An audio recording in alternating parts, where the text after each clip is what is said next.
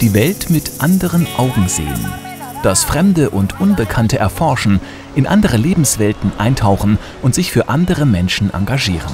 Ob in Südafrika, Georgien oder England, wer den Schritt wagt, etwas anderes zu machen, findet einen reichen Schatz an individuellen Erfahrungen.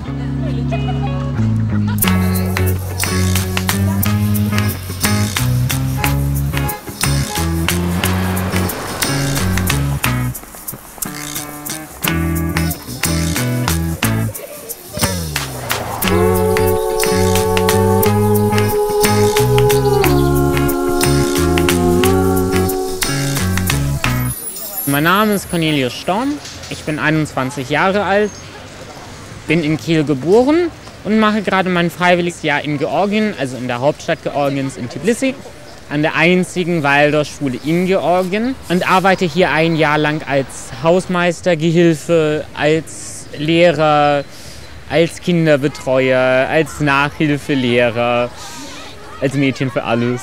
Seit 1993 sind die Freunde der Erziehungskunst Rudolf Steiners im Bereich Freiwilligendienste tätig. Mittlerweile nutzen jährlich über 600 junge Menschen die Chance, sich über den Verein in zahlreichen Ländern dieser Welt in waldorfpädagogischen Einrichtungen zu engagieren.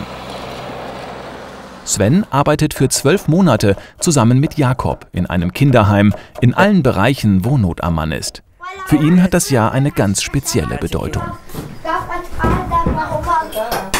Ein Freiwilligendienst macht aus, dass man sich mehr mit anderen Dingen beschäftigt. Also nicht mit Dingen, die man so aus dem in Anführungsstrichen normalen Leben kennt.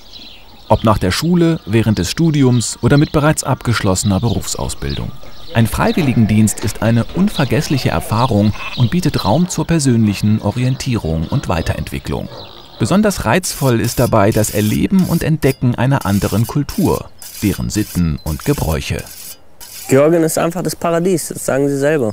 Das ist ganz banal gesagt. Es ist unheimlich vielfältig. Man kann kaum durch ein Dorf laufen, ohne zum Essen eingeladen zu werden oder auf einen Schnaps. Wenn man sich wirklich mit der Kultur seines Gastlandes auseinandersetzt, kann man so irrsinnig viel davon mitnehmen, auch so viel andere Erfahrungen, lebenswichtige Erfahrungen vielleicht auch für sich selber sammeln, die man in Deutschland eben niemals sammeln würde. Weil man halt einfach in eine andere Kultur reingeht, anders lernt, mit anderen Menschen zusammen ist, deren Sichtweisen aufs Leben sieht.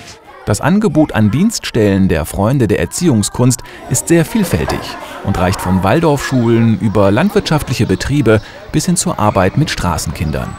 So können die Freiwilligen Arbeitsbereiche wählen, die ihren individuellen Interessen entsprechen.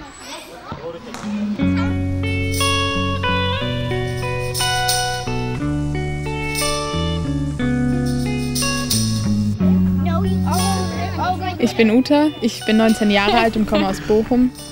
Und ich mache zurzeit mein freiwilliges Jahr in Irland in einer Camphill-Community. Sich in einem Camphill zu engagieren, heißt in einer dorfähnlichen Gemeinschaft von Menschen mit und ohne Behinderung zu leben und zu arbeiten. Oft betreuen die Freiwilligen einen einzelnen Menschen und begleiten ihn durch den ganzen Tag. Sie helfen ihm beim Aufstehen und Frühstücken, bei der Arbeit in verschiedenen Werkstätten und bringen ihn am Ende des Tages zu Bett. Manche Aufgaben von Freiwilligen erfordern viel Flexibilität. Bei anderen muss sehr präzise gearbeitet werden, sodass es einer gründlichen Einarbeitung bedarf. Mir wurde relativ häufig alles gezeigt, bevor ich dann selber das mal machen durfte. Nach einiger Zeit hat man gedacht, ja gut, das könnte ich jetzt wahrscheinlich auch machen, vielleicht noch nicht so gut und so schnell, aber ich könnte das auch. Aber dann, als ich sie das erste Mal dann duschen musste, habe ich schon festgestellt, dass da nochmal ein Unterschied ist zwischen zugucken und selber tun. Ein Freiwilligendienst ist eine Herausforderung, an der jeder wächst. Die vielen bunten Erfahrungen und Kenntnisse fernab der Schulbank bieten die Chance, neue Potenziale an sich zu entdecken. Ich glaube, man muss einfach, gerade im Camphill in diesem Jahr, muss man einfach auf die Dinge und die Situation zugehen und sie nehmen und sagen, ich mache das jetzt. Ich kann da eigentlich nur Positives rauskriegen. Um gut in das Jahr zu starten, werden die Freiwilligen durch Seminare individuell auf das Gastland, ihre Dienststelle und Tätigkeit vorbereitet. Auch während des Jahres werden sie von den Mitarbeiterinnen und Mitarbeitern der Freunde der Erziehungskunst in jeder Hinsicht betreut und begleitet.